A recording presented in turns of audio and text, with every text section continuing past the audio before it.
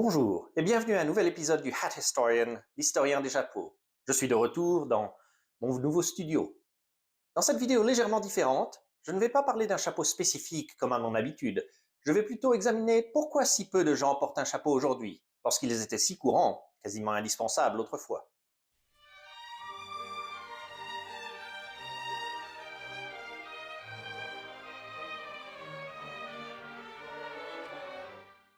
À notre époque, porter un chapeau, autre que pour des raisons pratiques, comme une casquette de baseball pour le soleil, un bonnet pour le froid ou un casque pour se protéger, est relativement peu courant. Mais il n'y a qu'à regarder des vieux films ou voir des photos datant d'avant le milieu du XXe siècle pour voir qu'à cette époque, quasiment tout le monde, les hommes, les femmes et les enfants, portaient un type ou un autre de chapeau ou casquette lorsqu'ils étaient dehors.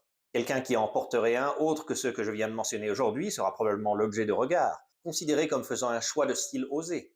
Il y a bien sûr des exceptions, et elles sont nombreuses, mais en général, le port quotidien des chapeaux déclina fortement en Occident dans les années 60, et le reste du monde suivit rapidement. Alors voyons pourquoi. Pour comprendre pourquoi les gens portent moins de chapeaux qu'autrefois, il faut d'abord examiner pourquoi on porte des chapeaux tout court. Le but originel d'un chapeau, et la raison qu'ils furent inventés, est de protéger la tête, que ce soit des éléments comme le soleil ou le froid, ou des blessures, que ce soit au combat ou au travail.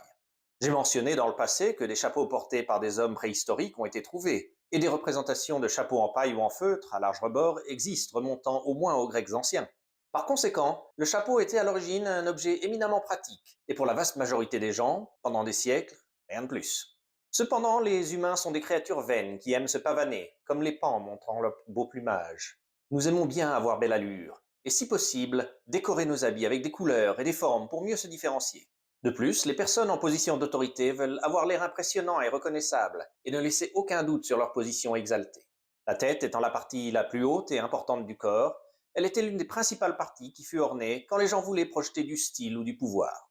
Des chapeaux de travail normaux pouvaient être augmentés de formes tissées dans le matériau, ou avoir des pompons ou des plumets ajoutés. Et bien sûr, des chefs et des rois ont porté des couronnes depuis le début de l'histoire. Ces couronnes, qu'elles soient faites d'or, de soie, de plumes ou tout autre matériau précieux, étaient souvent trop hautes et lourdes pour être vraiment pratiques, et donc montraient simultanément la richesse du porteur et démontraient qu'ils étaient au-dessus des basses besognes physiques.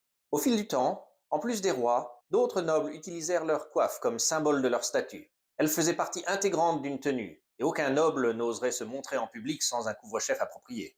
Et pour les roturiers, dont la vaste majorité travaillait en extérieur, n'importe où dans le monde, l'importance d'une coiffe ou d'une casquette pour se protéger du froid ou du soleil ne pouvait être surestimée. Ils portaient des chapeaux par nécessité, mais ensuite ceux-ci devinrent quelque peu une marque d'où la personne venait, chaque région créant sa propre forme, selon le climat, les matériaux disponibles et les tendances générales de la mode. La laine ou le feutre étant populaire en Europe de l'Ouest, la paille dans le sud de l'Europe et en Afrique, la fourrure en Scandinavie, Russie et les terres inuites, le coton dans beaucoup du Moyen-Orient et l'Afrique du Nord, ou le bambou en Asie. Les propriétés physiques de ces matériaux influencèrent la forme qu'ils leur donnèrent, ainsi que les besoins du porteur, avec le développement d'oreillettes dans les climats froids, de petites visières au-dessus du visage dans les climats pluvieux, de larges rebords dans ceux ensoleillés, ou de structures ventilées dans ceux humides et chauds. Quel que soit le côté pratique, ou non selon le cas, d'un chapeau, une autre force fondamentale qui guide leur apparence est la mode. Les vêtements, coiffures et évidemment les chapeaux sont tous des endroits où les gens ont toujours voulu suivre les dernières tendances. Et bien qu'elles mettent du temps à se répandre des classes supérieures aux inférieures, ou d'un pays à l'autre, les modes ont longtemps influencé qui porte quel chapeau. Souvent, les styles commencèrent dans les hautes classes et sont adoptés, en forme simplifiée, par des classes inférieures qui veulent se donner un air sophistiqué. Ces styles sont même adoptés par les militaires, où ils devinrent représentatifs de leur nation. Parfois, pour des raisons différentes, le style particulier d'un pays deviendra à la mode, et ses voisins l'adopteront. Ceci peut se voir pour des endroits comme l'Espagne aux Amériques pendant la période coloniale, l'Italie, la Grande-Bretagne ou la France à différentes périodes entre le XVe et XIXe siècle en Occident, ou la Chine en Asie, et bien sûr les États-Unis au XXe siècle. Souvent, l'influence d'un pays sur la mode est directement liée à sa puissance sur la scène mondiale. Enfin, une raison majeure que beaucoup de gens portent des coiffes est la religion. Plusieurs croyances recommandent, sinon requièrent, à leurs adhérents de se couvrir la tête, souvent pour les hommes comme symbole de soumission à Dieu, ou pour les femmes comme un signe de modestie. Les femmes musulmanes ou chrétiennes ont, depuis des siècles, porté des voiles ou des capuchons qui cachent leurs cheveux, par exemple, et les hommes juifs ou sikhs portent une kippa ou un turban. La fréquence avec laquelle la tête est couverte dépend bien sûr de la dévotion du pratiquant, avec beaucoup de juifs ne portant leur kippa ou beaucoup de femmes orthodoxes leur voile uniquement lors d'un service religieux, tandis que beaucoup d'hommes sikhs et de femmes musulmanes portent leur turban ou leur voile quotidiennement. Examiner ces diverses raisons de porter un chapeau aide à expliquer pourquoi beaucoup ne le font plus. La simple vérité est qu'il n'y a pas de raison unique, mais une convergence de raisons qui l'explique, et pourquoi cela s'est passé à une époque définie. Et bien que personne ne peut affirmer un moment ou un événement précis qui a fait que les gens ont arrêté de porter des chapeaux, il y a beaucoup de raisons probables. Le déclin des chapeaux est généralement placé vers le milieu du XXe siècle dans les pays occidentaux, culminant au début des années 60 quand ils avaient presque complètement disparu. Plusieurs choses se passèrent à cette époque qui y contribuèrent. Un facteur majeur est la popularisation de l'automobile. Aux États-Unis, par exemple, la proportion de gens qui possédaient une voiture passa de moins de 1% en 1920 à 1 sur 4 en 1940 à plus de la moitié en 1960. La France connut également une explosion dans les immatriculations après 1955. Ceci eut une influence sur les tenues des gens, car avant, ils devaient marcher, aller à cheval ou à vélo, ou prendre les transports publics pour se rendre à leur destination, s'exposant aux éléments pendant de longues périodes. Un chapeau était donc un élément très pratique à avoir. Mais avec l'arrivée de voitures à l'habitacle fermé, ils pouvaient aller directement depuis leur domicile à leur destination et n'avaient plus besoin de cette protection. Et de plus, les voitures avaient un plafond plus bas, rendant un chapeau mal commode à porter, forçant le porteur à l'enlever.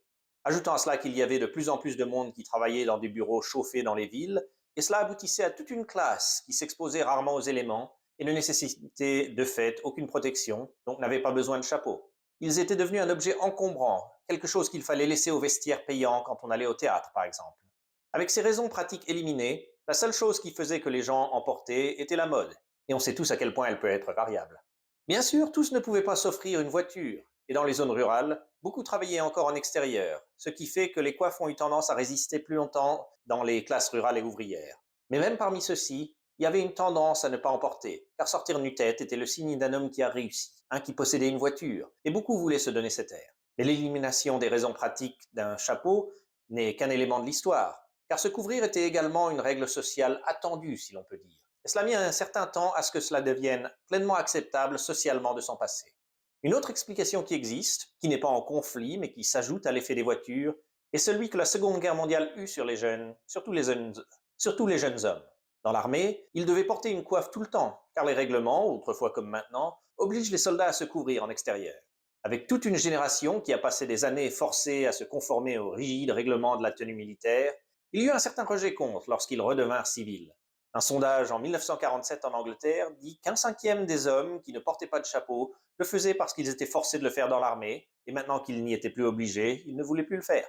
Les femmes se joignirent à cette tendance. Bien que beaucoup n'étaient pas militaires, elles ont travaillé dans des usines et s'habituèrent à porter des vêtements plus pratiques, et certaines, bien qu'une minorité continuèrent après la guerre, sans les complexes chapeaux d'autrefois. S'ajoutant à tout cela est l'émergence d'une culture de la jeunesse, ou plutôt une contre-culture après la guerre. Les adolescents et les jeunes adultes développèrent leur propre style, qui rejetait souvent les anciens codes. Bien qu'il y ait eu depuis toujours une forme de contre-culture de la jeunesse, elle devient plus codifiée et visible, surtout à travers les médias. C'était l'époque du rock'n'roll et de la fureur de vivre. Ils adoptèrent des tenues moins formelles, et avec cela, porter des chapeaux comme leurs parents était inconcevable. Ceci commença surtout aux États-Unis, mais à travers les films populaires à l'époque, se répandit rapidement en Europe. Certains disent également que le président John F. Kennedy, qui était connu pour préférer aller tête nue, fut celui qui mit vraiment fin au port des chapeaux, car il était un président jeune, vigoureux, que tous voulaient imiter. Bien que c'est vrai que les présidents ont de l'influence sur certaines modes, et que Kennedy n'était probablement pas complètement innocent à cet égard, il était plus probablement représentatif de la tendance plutôt que sa cause, comme elle a commencé plus d'une décennie avant son mandat. Les femmes, de leur côté, commencèrent à revendiquer des droits égaux dans les années 60.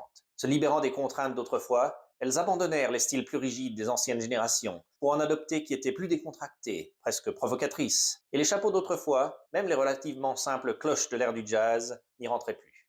Toutes ces raisons, et sans doute d'autres, s'unirent pour causer un fort déclin dans le port des chapeaux, comme on peut facilement le voir en comparant n'importe quelle photo d'une foule entre les années 40 et 60. Cette tendance commença principalement en Amérique et en Europe occidentale, mais étant les moteurs de la culture populaire et de jeunesse, ils influencèrent rapidement le reste du monde, avec l'ancien bloc soviétique retenant les styles plus conservateurs jusqu'aux années 80, y compris des chapeaux ou des casquettes. Bien qu'étant des pays plutôt froids, ils avaient aussi un côté pratique, ainsi qu'en Amérique latine. La modernisation et l'urbanisation rapide de l'Asie mena à ce que beaucoup de jeunes abandonnèrent leur coiffe rurale traditionnelle et adoptèrent des styles plus internationaux, en bref, occidentaux. La même chose est vraie en Afrique. Bien sûr, ce changement était progressif, avec les générations plus vieilles continuant à porter les anciens styles, mais cela se remarquait. Au tournant du millénaire, le port du chapeau n'était plus que l'ombre de ce qu'il était, rare et se démarquant quand on le voyait. Même des groupes portant des uniformes, comme la police ou les douanes, ont parfois abandonné le port des coiffes.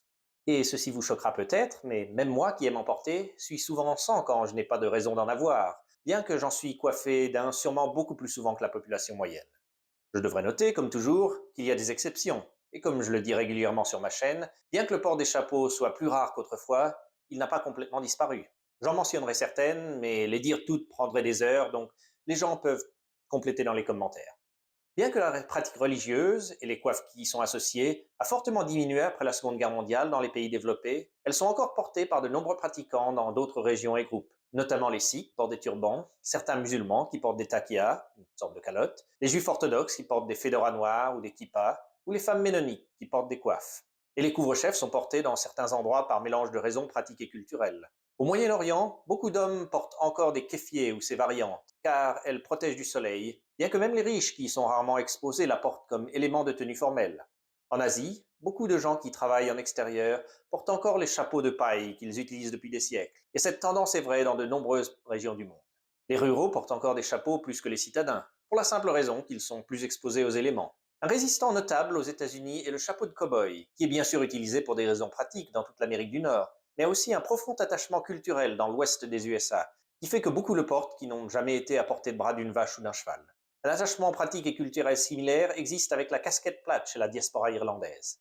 Les chapeaux sont naturellement aussi portés pour des raisons purement pratiques. Les bonnets en laine sont très courants dans les climats froids, car ils sont chauds et peuvent facilement être rangés dans une poche. De la même façon, au soleil, les femmes en particulier portent de grands chapeaux en paille, et on ne peut parler de chapeau moderne sans mentionner le seul qui n'ait pas souffert du déclin, la casquette de baseball.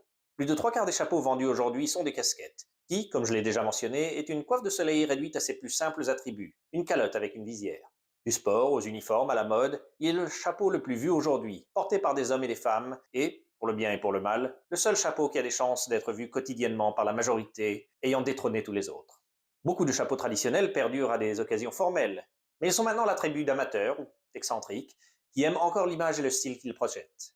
Cette image a parfois un peu souffert, comme le fedora avec la culture Internet, mais un bon chapeau, lorsqu'il est bien porté, peut être encore un accessoire stylé.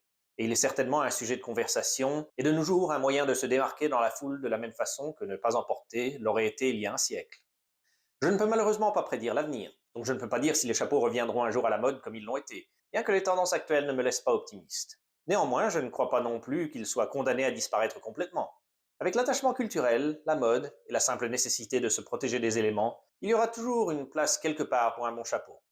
Alors j'espère que vous avez aimé cette vidéo et que vous me rejoindrez bientôt pour un autre épisode. Cette fois-ci, pour des raisons que je viens d'expliquer, je n'ai pas de chapeau pour vous saluer, alors disons que pour une fois, c'est l'intention qui compte.